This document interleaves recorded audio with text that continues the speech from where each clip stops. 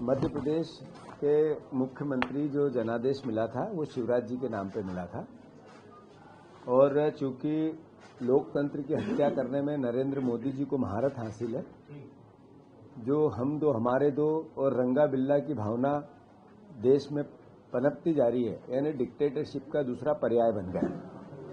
पर्ची वाले मुख्यमंत्री जी को भेजा गया और पर्ची वाले मुख्यमंत्री जी ने प्रशासनिक दक्षता का एक ऐसा उदाहरण पेश किया कि पूरे देश में किसी राज्य में आज तक नहीं हुआ होगा, किसी देश के किसी राज्य में आज तक नहीं हुआ होगा। मैं मानता हूं कि मध्य प्रदेश के मुख्यमंत्री की स्थिति इतनी दयनीय है कि उनको पता नहीं कि कौन से अधिकारी का कहां उपयोग है, और बार बार जब वो ट्रांसफर करके एक अधिकारी को 10 महीने में 5 बार तबादला करना, ये मुख्यमंत्री की अपरिपक्वता को दर्शाता है। मैं मानता हूं कि इन सब के पीछे एक कारण ये है कि मुख्यमंत्री शायद प्रशासनिक दक्षता को समझ नहीं पा रहे हैं, और दूसरा कारण है कि तबादला उद्योग, transfer factory Bharatiya Janata party की चल रही है और फिर रात में ही लिस्ट निकलती है। अब आप देखो, 68 बार 10 महीने में 73% आईएएस और आईपीएस बदले गए। 73%, यानी लगभग जितने आईएएस आईपीएस है मध्य प्रदेश में, उसका 73% के तबादले इस 10 महीने में हुए और 68 बार तबादले हुए इस 10 महीने में। 68 बार, यानी हर तीसरे दिन चौथे दिन एक लिस्ट निकली, हर तीसरे दिन चौथे दिन एक लिस्ट निकली। तो मैं समझता हूं कि ऐसे में मुख्यमंत्री जी को मैं आग्रह करना चाहता हूं कि मुख्यमंत्री जी, आप जो ये ट्रांसफर उद्योग चला रहे हैं, जो वल्लभ भवन को आपने अधिकारियों का दलाली का अड्डा बनवा दिया है, जो आप बार बार मैं ये कह रहा था एक प्रशासनिक माफिया है मध्य प्रदेश में, माफियाओं की सरकार है, तो एक प्रशासनिक माफिया है, वो आप इसको सत्यापित करते हैं। आपकी पूरी कहानी अंधेरे की साजिश करने वालों का हिसाब भरी दोपहरी में होगा, और जो करप्शन करके अधिकारी कर्मचारी आ रहे हैं, इन पर कांग्रेस पार्टी पूरी निगाह रखेगी। मैं मानता हूं ऐसे में कि हमारा दायित्व है विपक्ष का होने के बाद, जैसा मैंने कहा, 68 बार आईएएस ट्रांसफर होना, ये मैसेज है कि सरकार को समझ नहीं आ रहा है कि हम किस दिशा में प्रदेश को ले जाना चाहते हैं।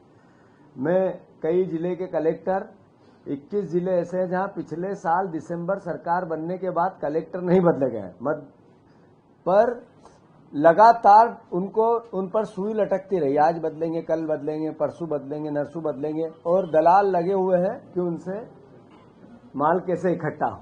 अब जैसे मैंने कहा कि रात में ट्रांसफर कैसे हुए, 14 मार्च रात 2 बजे 37 आईएएस के तबादले हो गए 14 मार्च के दिन। फिर 4 अगस्त 12 बजे रात को 4 आईएएस 2 आईपीएस के ट्रांसफर हुए। सागर कलेक्टर को भी बदला गया, उन्हें मंत्रालय में अटैच किया गया। फिर 10 अगस्त को रात 1 बजे आईएएस आईपीएसों के तबादले हुए और 8 जिला कलेक्टर और 7 एसपी बदले गए। ये रात में होते, वो कहानी है। फिर 20 अगस्त को रात 12:45 पर 9 सीनियर आईएएस बदले गए, जिसमें आईएएस सुखबीर सिंह मुख्य निर्वाचन आयुक्त बनाया गया था। फिर 10 दिसंबर रात 1:30 पर जिले के एसपी, 3 जिले के एसपी, रतलाम एसपी राहुल लोढ़ा को हटाकर, क्यों हटाया राहुल लोढ़ा को? कि उनने बीजेपी के कार्यकर्ता पे कार्रवाई कर दी। उनको हटाकर इंदौर पुलिस कमिश्नर और 3 एसपी और बदल दिए गए। ऐसे 68 बार अलग अलग मोहन यादव जी ने कई सचिव हटाए, कई मुख्य सचिव हटाए। अब संजय शुक्ला जी, राघवेंद्र सिंह जी अलग अलग विभाग के प्रमुख सचिव होंगे, लेकिन सीएम सचिवालय के भी प्रमुख सचिव होंगे। मतलब इनके पास अधिकारियों का या तो टोटा है या किसी अधिकारी पे भरोसा नहीं है। तो उस विभाग पे भी मेरा कंट्रोल हो और यहां भी मैं रखूं। मतलब मुख्यमंत्री किस दिशा में प्रदेश को ले जाना चाहते हैं? कर्मचारियों की नीड को नहीं समझ पा रहे हैं। दिल्ली तक तबादलों का दखल, ये एक सबसे बड़ी बात होने लगी कि मुख्यमंत्री की इच्छा शक्ति कैसी है मुझे नहीं पता। अभी मुख्यमंत्री के अधिकारी लंदन जा रहे हैं, अखबारों में पढ़ा हमने, लंदन सीएम भी जा रहे हैं।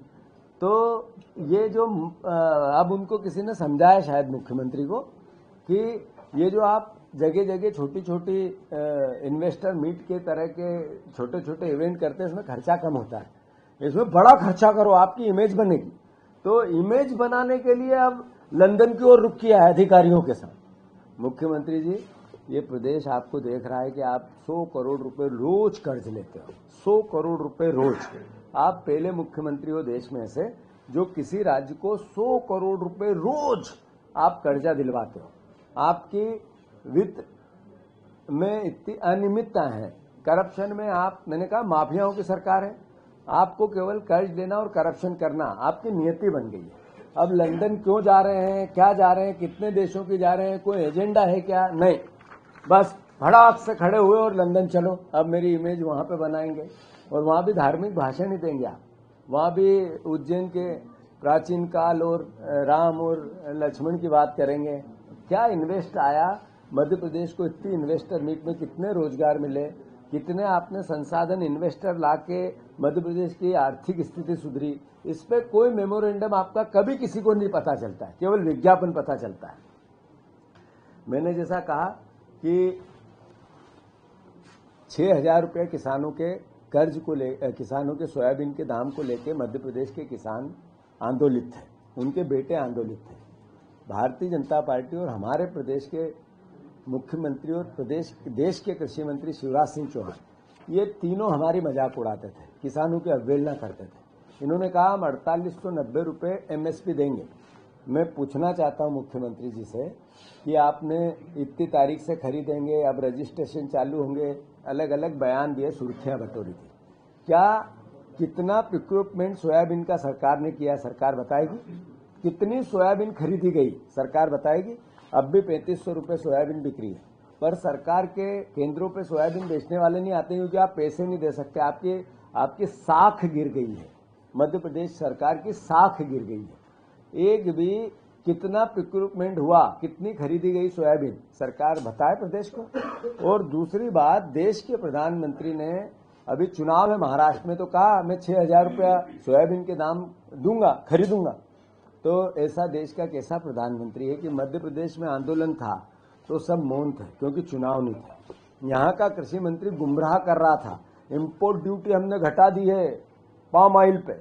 जो पाप इनने किया था इंपोर्ट ड्यूटी बढ़ाकर, जिससे सोयाबीन के हालात जमीन पे आए, उस पाप को फिर इनने छुपाने की कोशिश की। और उसमें नरेंद्र मोदी, शिवराज सिंह चौहान और भारतीय जनता पार्टी अपराधी है।